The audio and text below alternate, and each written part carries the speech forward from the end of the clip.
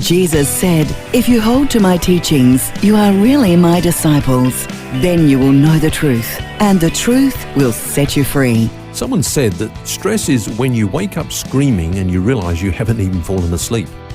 I tell people I'm not stressed, just terribly, terribly alert, and I like coffee. Well, apparently 30 million men in the United States describe themselves as stressed out, and more than 18 million Americans are on Prozac.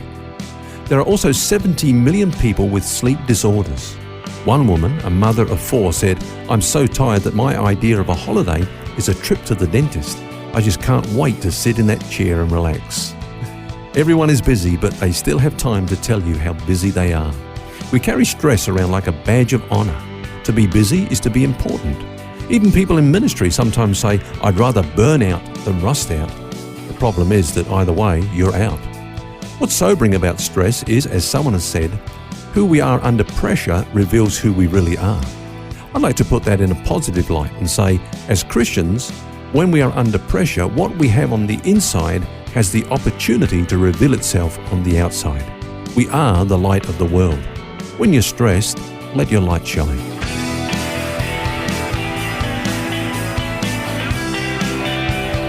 This is Set Free with Ken Legg. And thank you for joining us. Phil's my name, along with author and pastor Ken Legg. This week, we're looking at a sound mind.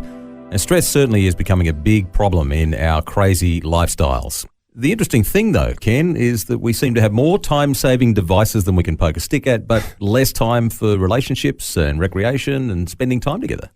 That's right. In fact, here's some relevant facts, Phil, in relation to stress and lifestyle. In 1850, the average person slept 9.5 hours a night. I can hear people going, if only. I just fantasize about that. Now, thanks to electricity, if you get even 7 hours per night, well, you're doing well.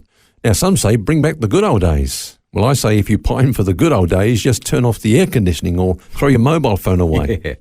As someone said, nothing is more responsible for the good old days than a bad memory. Yes, they always seem better than they really were, I think. I think we have selective memory. Yeah. Also, Phil, these now are the good old days that we'll be missing in the years ahead. That's a really interesting point. You talk about stress, what are some of the things that we're talking about, though? Well, many things cause stress, but there are 4 factors I want to identify as major contributors, if you like, to stress. One is life change stress factors. Life change stress factors. What does that mean?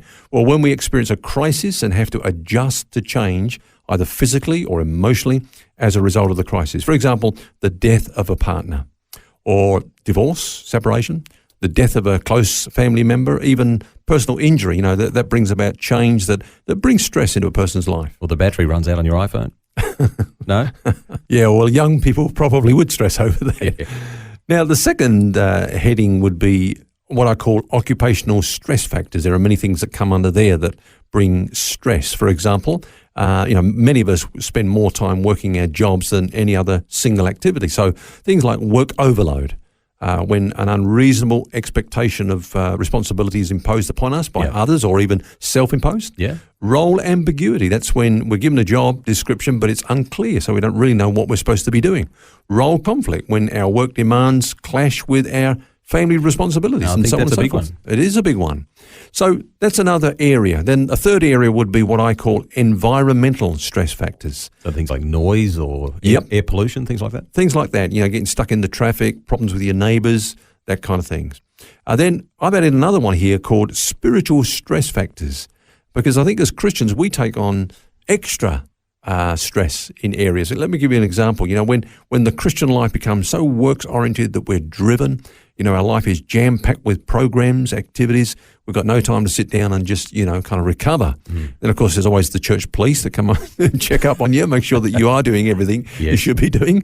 I call them Christian travel agents because they always want to send you on a guilt trip. Yeah. Where do we go then to avoid stress? Because you read through that list and it seems apparent that we're all going to experience it somewhere along the line. Is there somewhere we can run and hide? Should we, do the sea change or a green change? Should we go and set up a community in the hills somewhere where we don't need the electricity and the mod cons? We can switch off the air conditioning and have no worries? What's the answer? Well, a sea change or a green change might be right for some people, but it doesn't deal with the general problem of stress. Now, stress is a fact of life. All living involves stress. In fact, the only stress-free zone is the grave. No stress there, Phil. But stress is simply the response your body makes to any demand that you place upon it. So in that sense, stress is unavoidable. And not all stress is bad. In fact, a certain amount of stress is necessary for renewal and growth. Efficiency often increases as stress increases. I don't know about you, but I work better under stress. A lot of people do. And physically speaking, we build ourselves up by intentionally inducing stress on our muscles. But the problem is when stress is prolonged, it becomes harmful. So the same adrenaline that prepares the body for action is also toxic and may lead to sickness, insomnia, hypertension, and even premature aging. And then, of course, stress becomes distress. There are many structures that you could say that are like that too. You have to put them under stress for them to have strength, but it can go too far and then you break it. Then it snaps, It's the balance thing, I guess. That's right. The Bible talks about stress, doesn't it? Well, it doesn't actually mention stress, but it does mention distress. And in fact, it's a very interesting word. It's the word stenochoria. Stenochoria. Made up of two words, stenos, which is narrow, from which we get the word stenosis, which is the hardening or the narrowing of the arteries, and then chora is a place. So put it together, it means to crowd into a narrow space, to be pressed for room, or cramped or hemmed in, to be squeezed into a frustrating tight corner. It's the opposite of being in a large place.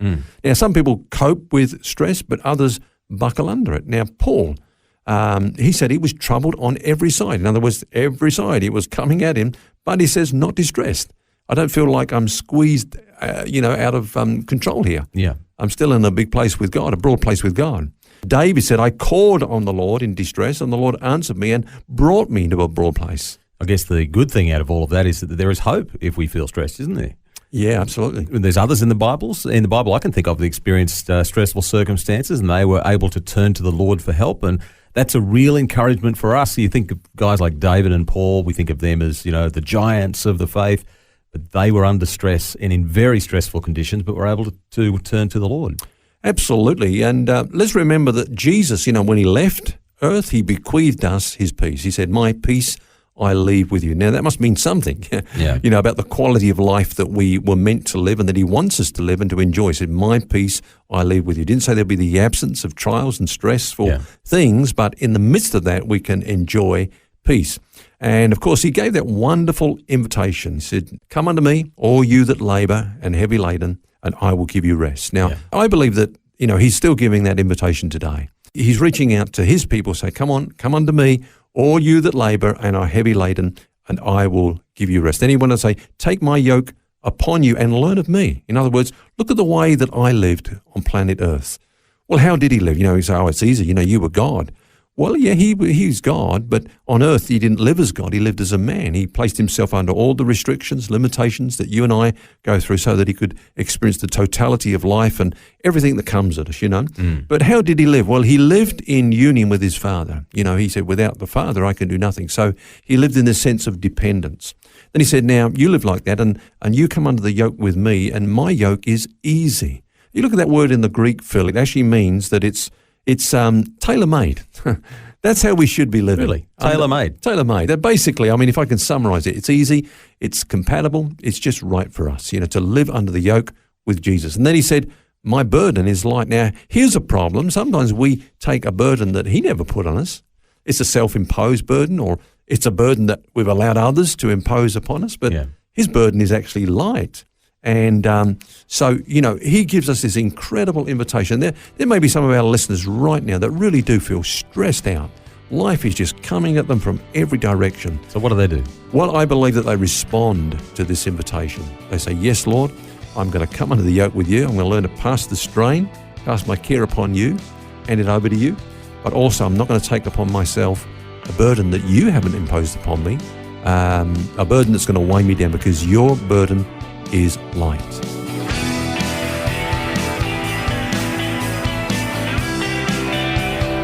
Some practical help this week on a sound mind, and we'll have more on this discussion tomorrow. Do join us.